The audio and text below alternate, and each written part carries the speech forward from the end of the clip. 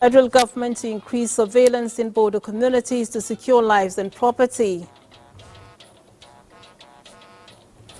Education experts validate draft minimum standards for senior secondary education in Nigeria. We now have to nurture the young ones to be very active. Entrepreneurship and innovation, federal government working to create 100,000 jobs. These are the realistic numbers we can hit by May 29. Plus, tributes as Akeredolu goes home. A man who left an indomitable legacy that shall endure through the annals of time. Hello and welcome to NTA Network News. I am Lami Ali. Michael Olaleye is standing by in Lagos with news from that axis, and business is with Musa Abubakar tonight. Don't forget that you can watch this broadcast live via our website nta.ng/live and also on our other social media handles displayed on your screen. Now, the federal government has pledged increased surveillance in the nation's border communities to protect the lives of residents and improve the security situation in the country. Vice President Kashim Shettima stated this during a meeting with a delegation from the Border Communities Development Agency. He stressed the importance of border communities in national security and promised continued support for their developmental needs. The Vice President acknowledged the need for residents to feel a sense of belonging as Nigerians and gave guarantee of government's commitment to improving access to healthcare and other essential services, urging the agency to develop a roadmap to increase government's funding. Executive Secretary of the agency, Junaid Abdullahi, appealed for more funding to the agency to fulfill its mandate. Minister of Information and National Orientation Mohammed Idris says the President and his team remain resolutely committed and focused on the task of bringing immediate relief and enduring prosperity to all Nigerians. The minister sought the patience and understanding of Nigerians as they push through difficult times that will lead into a season of abundant benefits and truly renewed hope. He acknowledges that the President never fails to emphasize that these headwinds Nigerians are facing are temporary and will surely overcome collectively. Mohammed Idris says it is heartwarming that Nigerians are starting to see the results of government efforts as the Naira is stabilizing and the foreign exchange market is seeing a surge of inflows. He assures Nigerians that the government will continue to take further steps to stabilize the Naira and safeguard the economy. In a bid to promote economic growth, innovation and entrepreneurship in the country, the federal government is set to create 100,000 jobs before May 29, 2024. This assurance was given by the Deputy Chief of Staff to the President's Office of the Vice President, Senator Ibrahim Hadija, at a Job Creation and Micro, Small and Medium Enterprises Communications Forum in Abuja. State House correspondent Abdurrahman Jibrila has the story. Gathered here are stakeholders working together to create a pathway for every entrepreneur and job seeker to find meaningful employment and citizens to realize their potentials. Impact of technology on the MSME sector. It was mentioned what they were trying to do in agriculture, and technology is the fastest way to actually get some precision into agriculture so that we can increase the output and also encourage the younger generation to participate. And that we cannot do agriculture the traditional way. We must bring technology into it. This is why the ministry has also funded 10 companies that are building new technology solutions to support farmers in the country. Because most SMEs and MSMEs are too small and they find it difficult to navigate the procurement procedures within government. And government in any country is the biggest employer, but also the biggest provider of opportunities for businesses. We believe in the capacity and commitment of our MSMEs. We have public government broadcast platform, including Voice of Nigeria, that broadcasts in 8 languages. We also have NTA, we have News Agency of Nigeria. These are all government platforms that are there for us to continue to. We are already doing that, but I just want to mention that we are available to support every government policy and program. The meeting is to evaluate strategies for advancing the cause of micro, small and medium enterprises by improving the ease of doing business, access to financing, provision of critical infrastructure, capacity building and nurturing entrepreneurship skills, as well as creating market access. So the essence of this is to interact with the media, to say, on some of these programs, these are the status. In terms of job creation, these are the realistic numbers we can hit by May 29. For the next 4 years, we're going to be empowering 4 million youth, 1 million every year, and we're starting this year. For this year, we're going to be impacting 1 million SMEs, and this impact is going to take different categories or different fields. As part of efforts to support job creation, the federal government will be unveiling an innovation aimed at creating job market and fostering greater employment opportunities for Nigerians through the establishment of the National Job Center. In Abuja, Abraham Jibrila, NTA News. In other news, Gombe State is partnering Africa Development Bank in key investment areas to put the state on the right trajectory of actualizing its 5-point agenda, christened Gombe Development Agenda. Governor Muhammadu Inuwa Yahaya was speaking during a high-level engagement with management of the bank in critical sectors aimed at boosting investment profile in Gombe for maximum returns in areas of comparative advantage. We were able to come up with a development plan, which we call the Development Agenda for Gombe State. Gombe State is now amongst the few states that is focused towards achieving the Sustainable Development Goals by 2030. Our development plan is 2021 to 2030, tied to 5 pillars.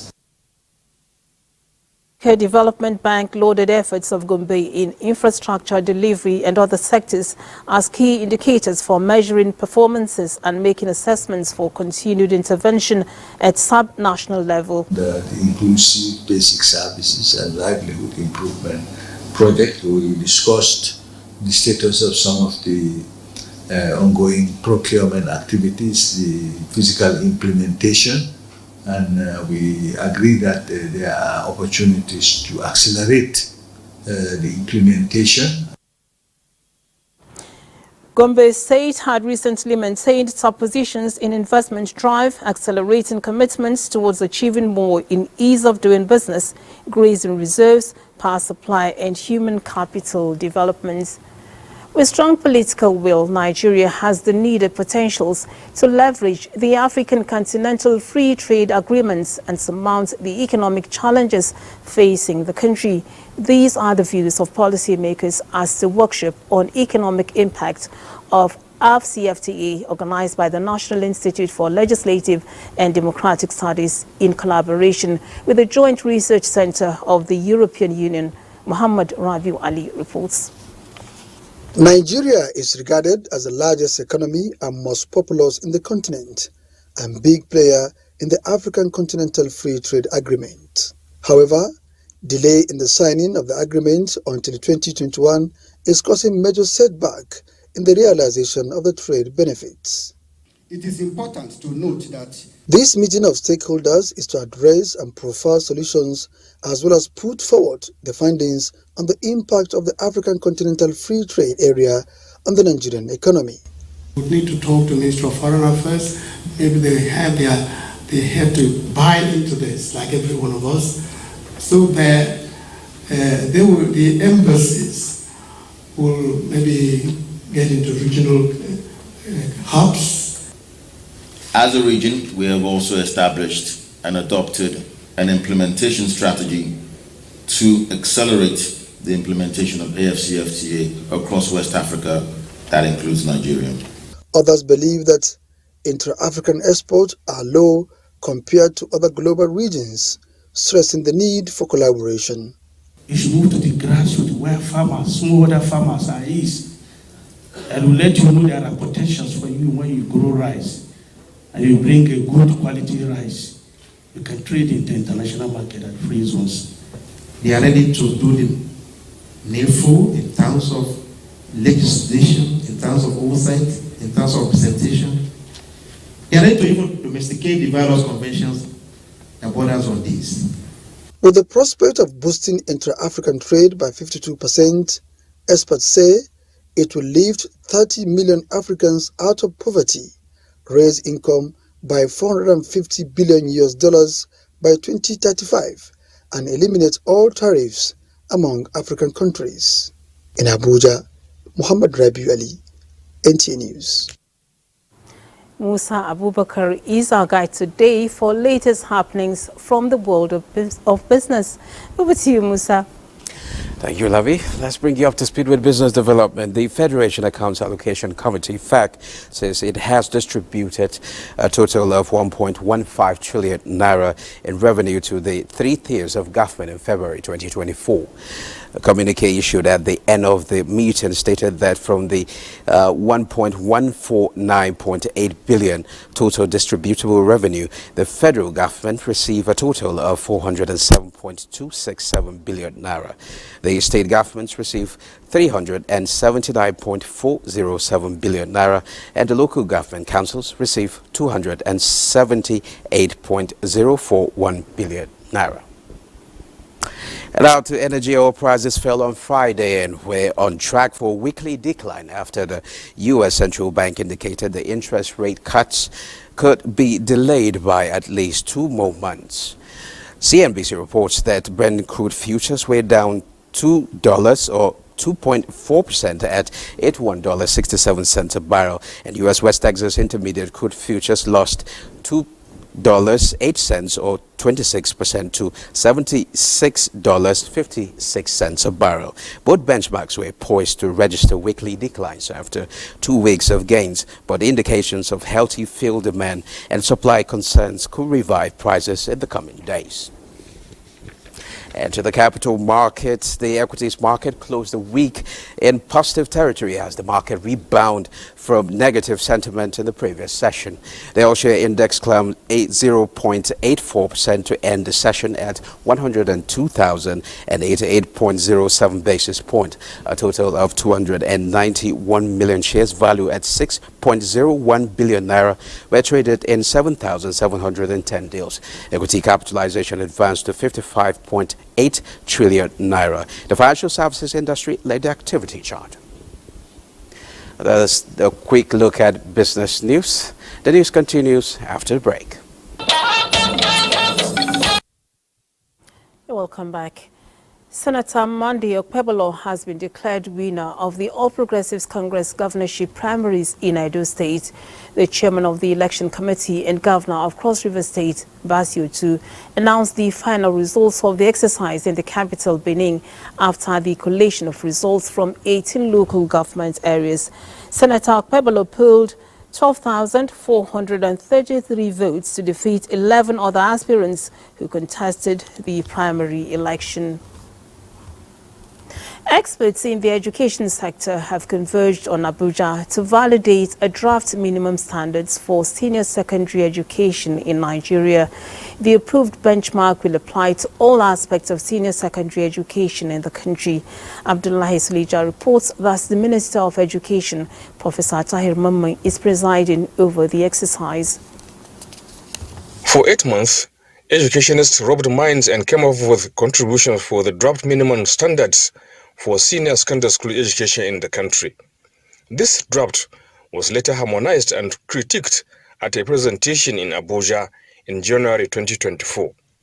With a robust monitoring system and key performance indicators, the draft, if approved, becomes the basis for ranking of senior secondary school education in Nigeria. The document also takes into consideration the roadmap for the education sector prepared by the Federal Ministry of Education. We now have to nurture the young ones to be very active members of our society in terms of being job creators. Education in the concurrent list, each and everyone has a role to play. The development of the draft national minimum standards marks a significant milestone in our ongoing efforts to reposition the senior secondary education subsector. So we have to plan. We know exactly where we're going to the next 4 years and how to go to that place. And that is essentially what it's all about. The draft will be forwarded to the next meetings of the Joint Consultative Committee on Education and finally to the National Council on Education for consideration and final approval later this year. Abdullahi Musa Sleja, NTA News. Participants at the orientation program for Senior Executive Course 46 2024 of the National Institute for Policy and Strategic Studies, Kuru, say digital economy remains a catalyst for economic growth in Nigeria as it offers a wide range of opportunities for innovation, entrepreneurship and job creation, especially among youth. Bilkisun, who reports that the orientation program held at the University of Jos. That here are participants drawn from both public and private sectors to formulate policies for national development. The orientation program focuses on how digital economy can be used to provide platforms, especially for youths to become industrious with the use of technology. So many youth out of jobs, and how do we develop entrepreneurship? How do we develop skills around digital economy to make sure that we take Nigeria into the next century? The presidential mandate for NIPS this year is very apt. Looking at digital economy, to host them at this time and to also see in our own little way how we can add value to what they are doing. Professor Emmanuel Oki of the Center for Entrepreneurship Studies and Daniel Yakmut of the ICT Directorate highlighted the challenges and benefits that can be derived from digital economy. The course participants, led by the Director of Studies, Professor Fumi Paramalam, were at the Government House Jos to intimate the state government of their activities and solicit collaboration as they carry out the presidential mandate. The issue of digital economy is very timely, very apt.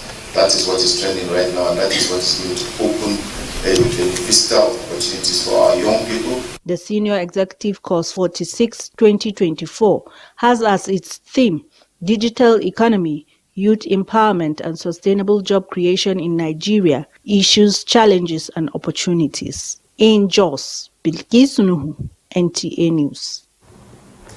Now, Muka University in Nsukka has held its maiden matriculation with a promise to inculcate excellence, discipline and entrepreneurial knowledge on the over 600 matriculating students. Chimaroke Ugu has the report.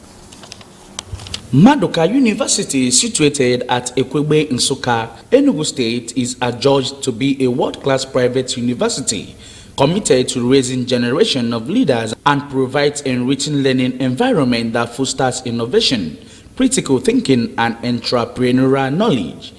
Addressing the matriculants, the Chancellor Samuel Maduka Onyisi said real empowerment comes from education.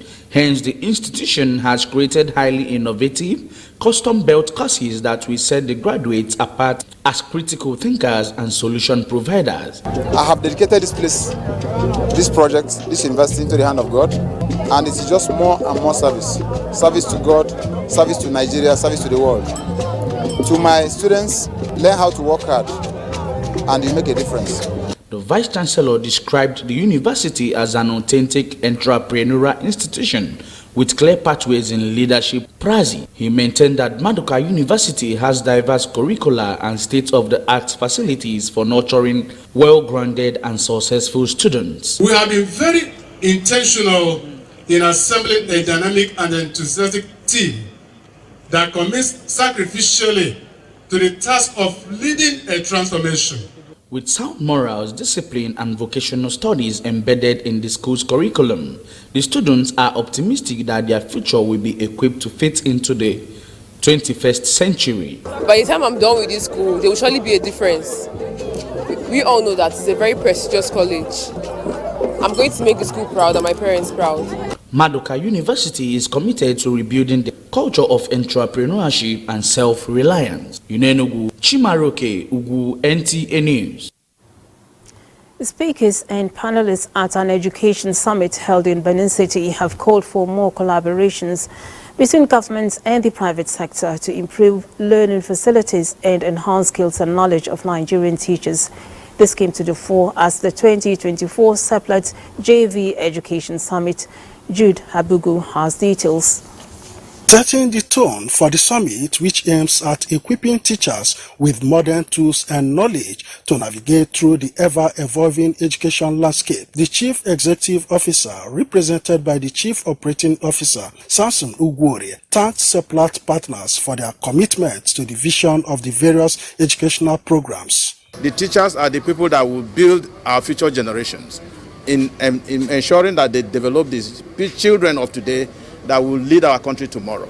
So we have a clear vision through our sustainability journey to empower teachers such that we will build a sustainable nation. We work also with the teachers and we empower them over a 6-month program via digital skills where they learn STEAM curriculum, they learn about how to innovate, how to articulate and create differently. It's a program that NNPC encourages and we are trying to make it grow bigger so that if it is possible to go national and cover many more people within reasonable costs, we will do that. Speakers and subject matter experts highlighted collaborative education models that can be sustained to transform the nation's education sector. Empowered teachers nurture creative and ethical leaders in society. They cultivate a culture of innovation that births new technologies, solutions for national challenges. The over 1,000 teachers from Edo and Delta states who benefited from Seplat STEP training were presented with certificates, while those that distinguished themselves during the training received awards. Initially, I don't find teaching passionate, but the first day I stepped my foot in this training, which is September last year, I was encouraged. The knowledge that I've gained from Seplat, I'm going to impact it on my students. High point of the summit was presentation of prizes to the winners of Sustainable Innovative Products competition aimed at promoting entrepreneurship among Seplat STEP teachers. In Benin, Jude Abugu, NTA News. Nigerians, irrespective of religious affiliation, have been urged to live in peace and unite with one another for sustainable growth and development of the country. This was the message at the inauguration of the Ishayin Central Mosque in Oyo State. Lukman Hassan tells us more. Inaugurating the Ishayin Central Mosque, the Sultan of Sokoto Saad Abubakar called for more programs that will uplift the lives of Nigerians. The different religious beliefs. We cannot pick a particular person as being good or in bad. Let's leave Almighty Allah to do that. Let's continue to walk in peace. Oyo State Governor Sheyi Makinde said the state will not relent in providing succor to people of the state in this trying period. We provided food relief packages to over 200,000 households in all the 33 local government areas of our state. The legal luminary and senior advocate of Nigeria, who sponsored the renovation of the Central Mosque, Ahmed Raji, explained that his philanthropic gesture is not only for Muslims but for all humanity. The least of our problem in this country should be religious dichotomy. I think emphasis should be more on science and technology to move this part of the world forward so that we can be in charge of ourselves. Friends and associates of Ahmed Raji described him as a man who is always ready to contribute to the growth and development of humanity. Irrespective of our differences, we must all continue to pray so that things will be better for us, our nation will be better. It's a man that is free with people, who does not discriminate on the basis of whether class, religion. The event brought together people from different religions to showcase the need for togetherness and unity among Nigerians. From Ishayin, Oyo State, Lukman Hassan, NTA News. Michael takes it up from here as we join him in Lagos for more reports. It's over to you, Michael. Thank you, Lami. A multi-dimensional approach to checking smuggling and restrict outflow of food items in the face of scarcity is the adoption of a price discount system by Nigerian Customs Service as part of its contribution to food security. As a starting point, the service said approval has been given for the sales of specific seized food items, with distribution commencing immediately. Despite stretching its tentacles across hidden corners and black spots in getting rid of smuggled goods, the Nigerian Customs Service is concerned with the growing trend in the outflow of food items from the country in the face of rising prices. One of such actions was nipped in the bud, leading to the seizure of more than 20,000 bags of grains and other items. Like every situation demanding a different approach, the Controller General said auction of such goods has commenced, with a bag of 25 kilograms of rice going for 10,000 naira, but based on certain conditions. The criteria for Nigerians to benefit from this initiative will include having a verifiable national identification number, NIN. Our target group would also include artisans, teachers, nurses, faith-based organizations. While giving assurance of an open policy in the exercise, the Controller General emphasized that it is criminal to resell. Our officers will be closely monitoring the entire supply chain to prevent any misuse or possible diversion of the food items. Moreover, we have established very strict guidelines and eligibility criteria to ensure that the items are distributed only to those in genuine need. We take a strong position against any form of profiteering or exploitation of this initiative. The Nigeria Customs Service said it will not hesitate to unveil more public-friendly initiatives as a dependable partner in the renewed hope agenda of the present. The influx of substandard and counterfeit products into the Nigerian market has negatively affected the country's economy. Apart from causing havoc in some homes, it has also denied Nigerians the opportunity of getting value for their money. Stakeholders are of the opinion that putting an end to this act of economic sabotage will improve the economic fortune of the country. Bolaji Akim completes the report. Influx of substandard products into the Nigerian markets has become a common practice from unpatriotic citizens who collaborate with foreign manufacturers to reap unsuspecting members of the public of their hard-earned money. The reason behind this act is not far from the fact that Nigeria is an import-dependent country where most of the goods and products are shipped from China, Asia, and other advanced countries. Until the time when everybody knows the negative impact of substandard goods. Standard ones you pay a little more, but you benefit much more. Fake product brings back bad markets to the sellers because there is nobody that can come to the market and begin to request for fake products. While the present administration under President Bola Ahmed Tinubu is trying to change the country's narrative from import dependence to a manufacturing hub, the Standard Organization of Nigeria says latest technology will be deployed in ensuring that goods purchased by Nigerians are of good quality. This is starting with the new mobile testing lab to check substandard transformer and generator, hoping that Nigerians will have value for their money. Consumers can be able to check the quality of the product at the point they are making the purchase, or even when the product is installed.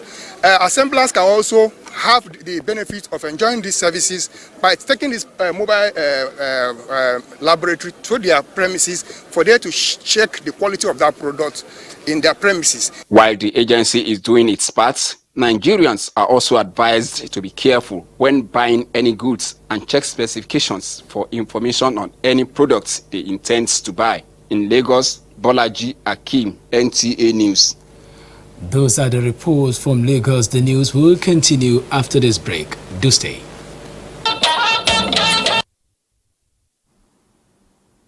You're welcome back. Borno State Ministry of Health has developed and implemented evidence-based strategies for the effective launching of human papillomavirus vaccines through promotion of the vaccination as primary prevention measure, screening and treatment intervention to mitigate the burden of cancer and associated health condition. Pauline Kujivana reports on the inauguration of the State HPV Vaccine Technical Working Group. Leveraging the expertise and resources of various stakeholders, the State Technical Working Group seeks to ensure the successful implementation of human papilloma virus vaccines programs across Borno State. Representative of the Commissioner of Health, the Permanent Secretary Babagana Kadai, made it on mission of the ministry to ensure that every eligible individual, regardless of status, access the vaccination exercise. With the introduction of HPV vaccine, we are not just combating a virus, we are safeguarding the health and well-being of future generations. Chairman of the TWG, who is also the Executive Secretary, State Primary Healthcare Development Board, Professor Mohammed Arab Al-Haji, said the formation of the group, bringing together experts from diverse fields, underscores recognition of the multifaceted nature of the HPV challenge and expressed commitment to harness knowledge and experience to carry out the mandate. Please let us work together and ensuring that the confidence imposed on us meets at least the minimum target of 90%. Government agencies and partners from NPHCDA, WHO, and UNICEF, among other facilitators, underscore the significance of HPV vaccination and reaffirm stance to collaborate towards safeguarding the health and well-being of the people. The HPV vaccination targets females between the ages of 9 and 14. In Maiduguri, Pauline Kujevana, NTA News. Now, the Nigeria Center for Disease Control and Prevention, NCDC, has confirmed the outbreak of Lassa fever in Kaduna State and has activated a multi-sectoral, multidisciplinary incident management system for case management, infection prevention and control, as well as laboratory diagnosis in all Lassa fever treatment centers in the country. Director General of NCDC, Dr. Jide Idris, gives an update on the national response to the outbreak and a health advisory on mitigating its spread. Olushia Diabo has the details. In the report of the Nigerian Center for Disease Control and Prevention, NCDC, the country has documented more than 2,600 suspected Lassa fever cases, resulting in 84 deaths. And among these cases, 476 have been confirmed in 23 states across 84 local government areas as at the third week of February this year. We are building capacity of some healthcare workers across all the geopolitical zones on Lassa fever preparedness, readiness, and response through the pilot Lassa fever clinical management fellowship. And we are also distributing Lassa fever social and behavior change communication materials. The health advisory to Nigerians is to ensure an all-time clean environment, preventing entry of rats and other rodents into houses, while healthcare workers must imbibe standard infection, prevention and control practices. They need to safely store food items such as rice, corn or maize, etc. in tightly sealed or well-covered containers. They should avoid drying food stuff outside, on the ground or on roadside like many people do, where it is at risk of contamination. At all times, they should practice good personal and hand hygiene by frequently washing their hands with soap under running water or using hand sanitizers when necessary. Lassa fever, an acute viral hemorrhagic fever caused by the Lassa virus, remains a significant One Health challenge, which NCDC believes can be combated through collective efforts and aggressive health education.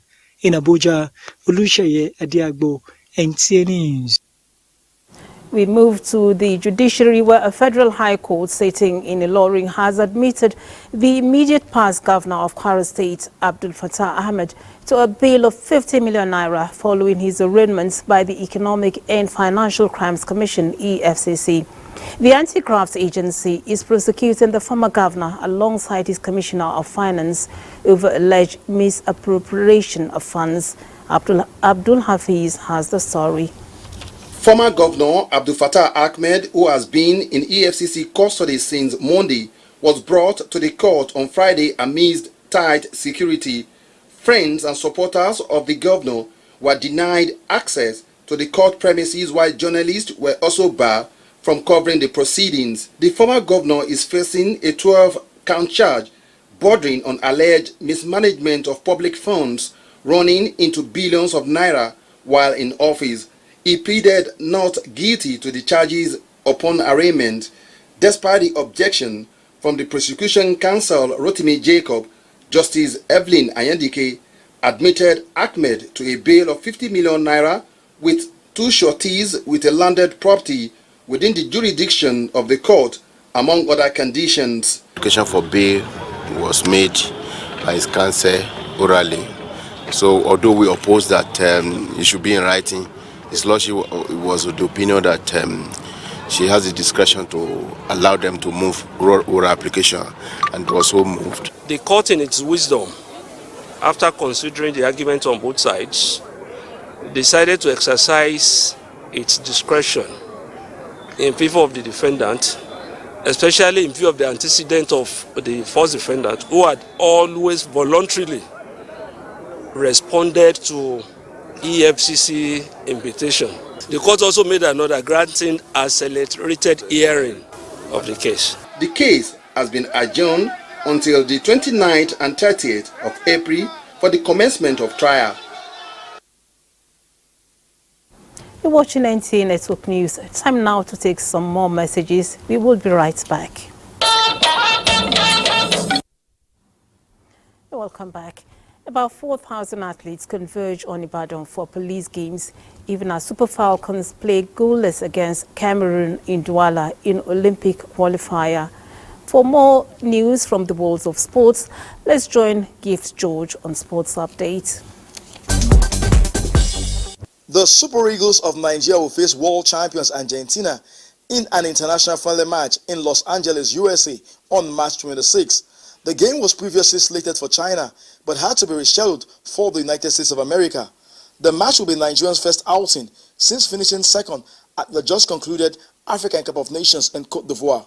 The three-time champions will use the game as part of its preparations for the 2026 FIFA World Cup qualifiers. Both sides have met 9 times, with Argentina winning 6 times. One game ended in a draw, and the Super Eagles of Nigeria with 2 wins. In other news from Ibadan, Ayomiku Ajibola reports that over 4,000 athletes from 17 zonal commands across the country are in Ibadan to vie for honors in the 2024 Police Games in Oyo State. Being the 14th edition of the biennial games, the first public relations officer, Muyiwa Adejobi, affirmed that the police force is putting up a world-class competition targeted at discovering more talent for Nigeria. Oyo State enables potentials. Come and see policemen outside their primary assignments. Come and see how they run, come and see how they jump, come and see how they relate. It's going to send a signal at least to other states to know that we believe so more that when we develop games, we develop sports, we develop entertainment industry, crime will go down in this country. In handball, Nigeria's under-18 and under-20 national teams Thursday got impressive victories over their opponents at the International Handball Federation Trophy Africa Zone 3 tournament ongoing in Accra, Ghana. The under-18 side had class Togo 50-16 to get into the finals, where they expected to defend their title. The under-20 side, coached by Fidelis Obi, defeated Benin Republic 47-20 to book a place in the semi-finals, where they'll take on Côte d'Ivoire. With Sports Update, Gift George, NTA News.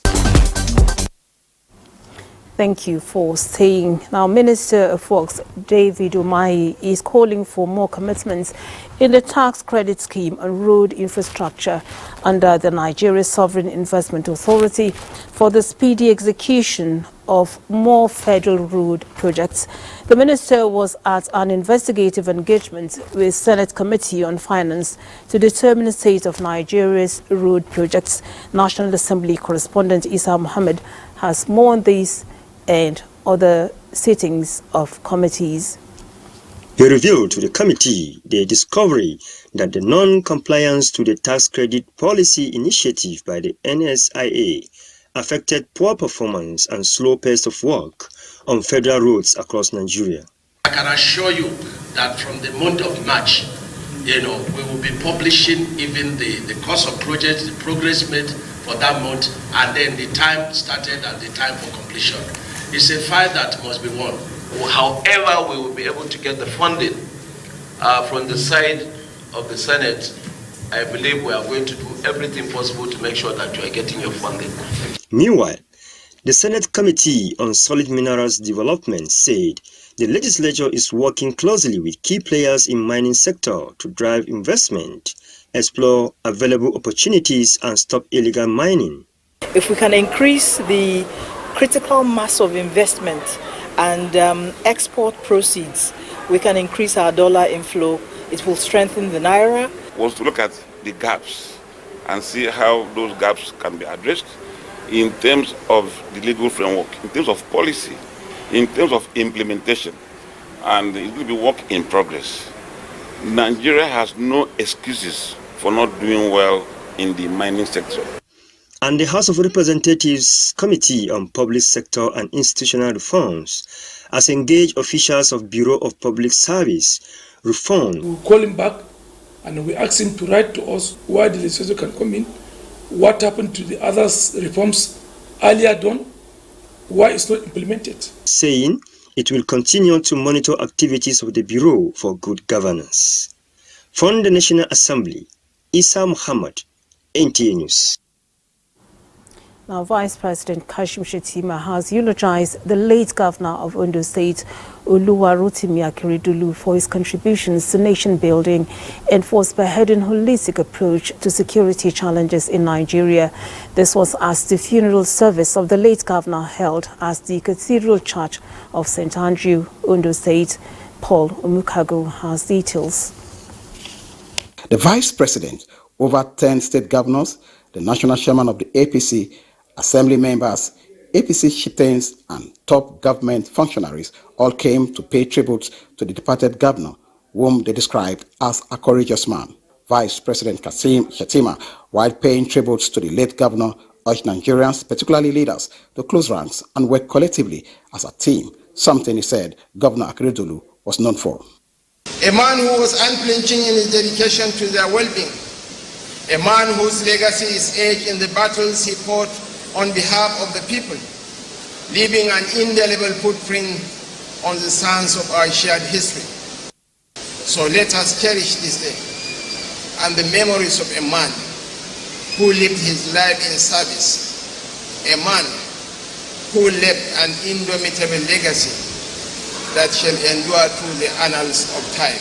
Ondo State Governor Lucky Ayedatiwa, while extolling the virtues of his former boss, stressed the need to consolidate on the legacies of the immediate past governor who touched many lives with his leadership style. How proud of this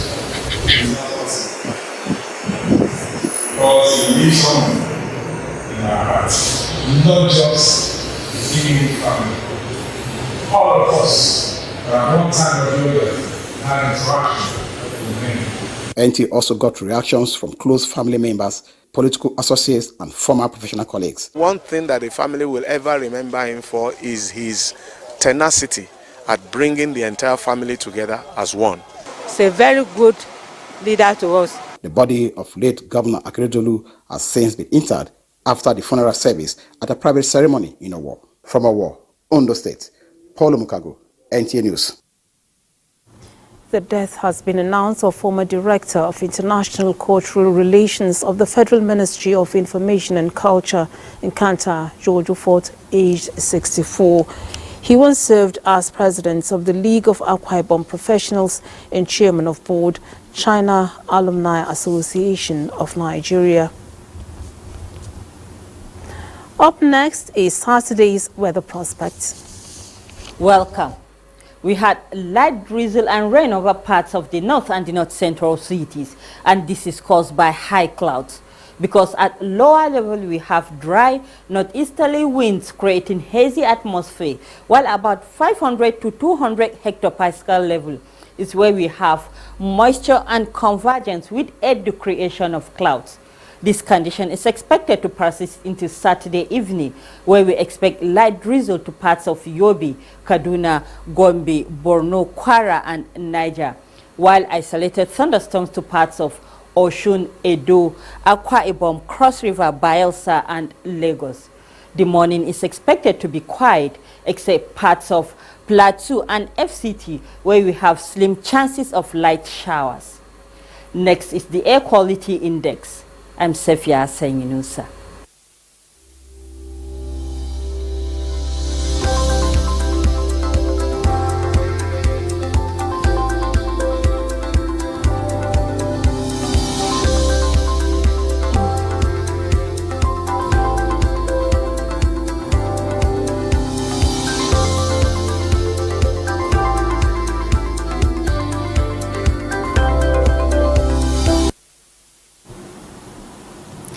And that does it on Network News for today. We thank you for watching. Do have a beautiful weekend.